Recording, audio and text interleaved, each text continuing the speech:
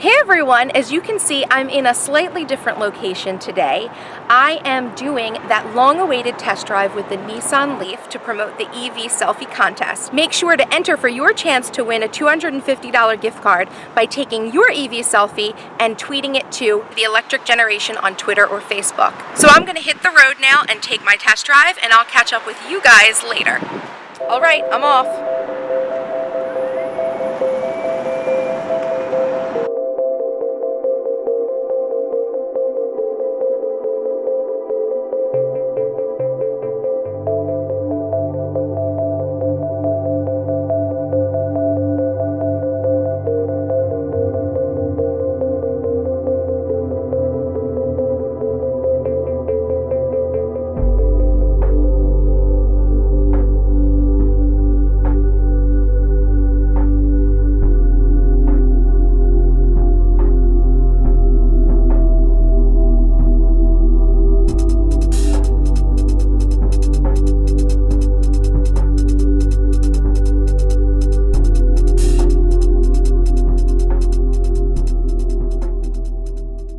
Okay guys, well I'm back home from my test drive of the Nissan Leaf, and I have to say that that was incredibly informative. I wasn't exactly sure what to expect because we are talking about driving a fully electric vehicle versus what I normally drive in the day, which is a fully gas vehicle. Driving the EV to me felt exactly the same as driving a traditional car. The only thing that was kind of different and a little bit odd to me was that the car just doesn't make any noise because it doesn't have an engine. And I think a lot of people talk about that when they drive either hybrids or fully electric vehicles, that when those cars are in their electric vehicle modes like hybrids, you can't hear the engine, like there's no engine sounds. And it was absolutely true. When I turned the car on, I had to ask the gentleman who was driving with us like 5 times if the car was on, because I mean it was like the car wasn't moving. There was like nothing going on. You had no clue that the car was on other than like lights were on the screen. So that was really interesting. But driving it felt exactly the same as driving another vehicle, other than the fact that you just don't hear an engine going. There are like sounds of like acceleration and like that the wheels are moving and things like that once you're on the road, but other than that, the car was really silent, which was kind of interesting because I guess people say that in electric vehicles, it's really interesting because your music actually sounds really good. There was none of that other noise pollution that a normal gas vehicle would have that would make, you know, songs that are playing through your radio in the car sound distorted or sound like they were on a lower volume than they were. It was really awesome because even just playing the radio, it did sound like nice and clear and crisp, as opposed to driving in a normal car, which would have all of those gas engine sounds associated with it. One other thing I noticed while driving the car was that the car that I drove, specifically the Nissan Leaf, had a backing up noise that it would make, kind of like a truck backing up, like a beep, beep, beep. And apparently that's because the cars are so silent that people may not know that the car is backing up because there's none of the typical engine noises that are associated with a gas vehicle. So that was a really cool fun fact. So yeah, obviously my test drive went really well,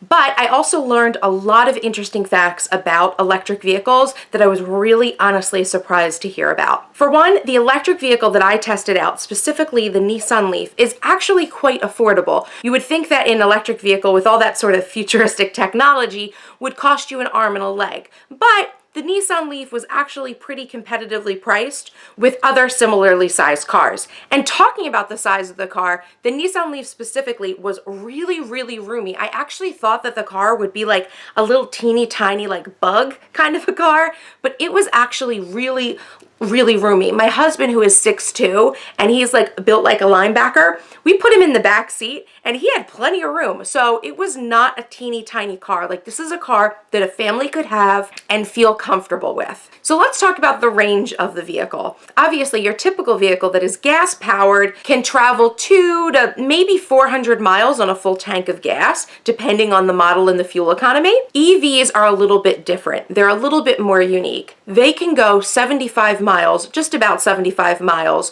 on a full charge, which is what makes them really great for commuters, because if you're just driving back and forth to work and maybe stopping off at the grocery store on your way home, you're probably not driving a great deal of miles in your day. Now, what about the cost of charging up one of these electric vehicles? Yeah, they don't take gas. Gas is really expensive, but electricity can be expensive in some places too. So what's that kind of cost break down to? So I found out that the cost of charging an electric vehicle, the cost of the electricity for an entire year's worth of driving, which they're calculating at 15,000 miles driven in a year, is only a little more than $500. That's kind of mind-blowing. Think about how much money driving a gas vehicle for 15,000 miles would cost. That's kind of amazing to think that it's only a little bit more than $500 for 15,000 miles driven. So how does the cost of charging an EV break down in terms that the day-to-day person can understand? The way it was explained to me is that the cost of charging your electric vehicle for 2 to 3 hours, which is pretty much what's recommended and needed on a level 2 charging unit, is the equivalent of running your dryer for 2 to 3 hours. So what does that mean, a level 2 charger? Well, actually, there are 3 levels of chargers based on voltage that an electric vehicle can charge off of. Level 1 is your standard plug in your house. So if you've got one of those 3-prong plugs in your garage, you can technically charge your electric vehicle off of that with the proper conversion kit. Now, a level 1 charger will take about 6 to 8 hours to fully charge your vehicle because it's a lower voltage. The level 2 chargers have a slightly higher voltage and are pretty much designed for an optimal charge of an electric vehicle. They take about 2 to 3 hours to fully charge your vehicle. Now, the level 3 chargers are a little bit more rare.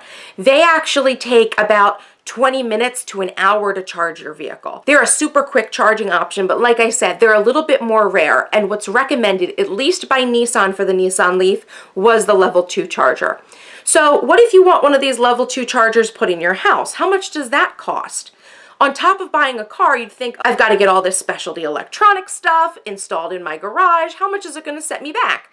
Well, I was told that the level 2 chargers, although they vary in price from area to area, they range in about the $2,000 range. They can be $1,800 to $2,200, but $2,000 is a nice mid-range guess. And there are a lot of different companies that actually will install those level 2 chargers for you. And they can be installed anywhere. Anywhere where there's a breaker outlet, these companies can come in and install a charging unit for you, no matter if you own a home or if you perhaps live in an apartment complex. Wherever you live, they'll set one up for you. Now, obviously, if you rent an apartment, you probably don't want to drop $2,000 to install a unit at a rental property.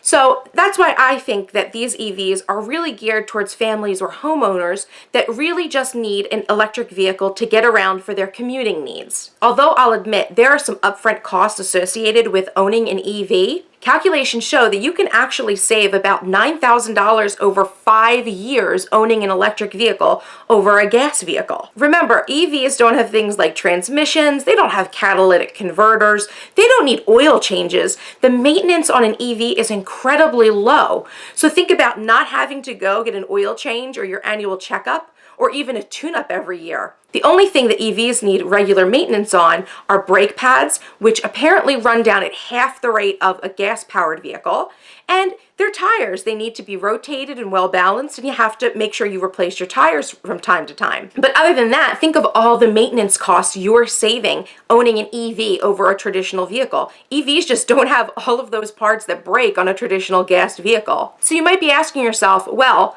electric vehicles certainly have a battery. What happens if the battery goes bad? I had the same thought and asked the exact same question. And what I learned was that when the battery of an electric vehicle normally goes bad, it's usually due to one or a few modules in the battery that have died. And in order to get your EV's electric battery up and running again, all they need to do is swap out some of those broken modules for new modules. Now, you're thinking, how much is that going to cost? Well, honestly, the gentleman I spoke to at the Nissan dealership said that he had absolutely no clue. And the reason for that is because, at least in Nissan's case, the battery of their electric vehicles are actually under warranty for a significant amount of time. The warranty on a Nissan EV's battery is actually 96 months or 100,000 miles, whichever comes first.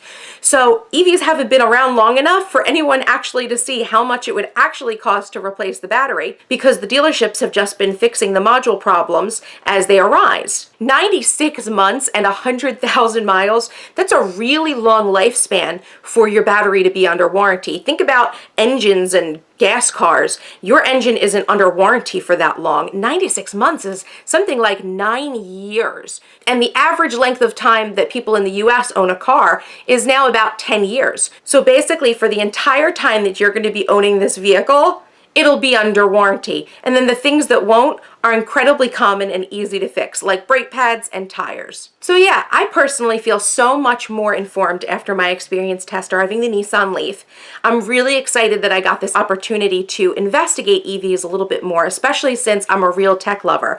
And I really am truly surprised to find out that a little bit of an investment upfront with an EV will actually end up saving you tons of money in the long run. So if you're looking to replace your family car with a vehicle sometime soon, and you categorize your daily driving as that commuter style, I highly suggest looking into electric vehicles. Not just the Nissan Leaf, but there are plenty of manufacturers who put out electric vehicles, and you can certainly find one that's right for you. So thank you guys so much for watching, and don't forget to take your EV selfie and tweet it out to @ElectGen using the hashtag EVSelfie. And if you want to, go ahead and tag me @Miss Trenchcoat as well, so I can see all of your pictures and videos. If you'd like to read more about this subject, I'm going to go ahead and put a link down to my blog post on the subject, as well as link to the Electric Generations Facebook page where you can get more information about the EV selfie. Time's running out, guys, so make sure you shoot your picture with an electric vehicle or a charging module sometime soon to get in on the $250 gift card prize. Thanks you guys so much for watching, and I'll see you in the next video.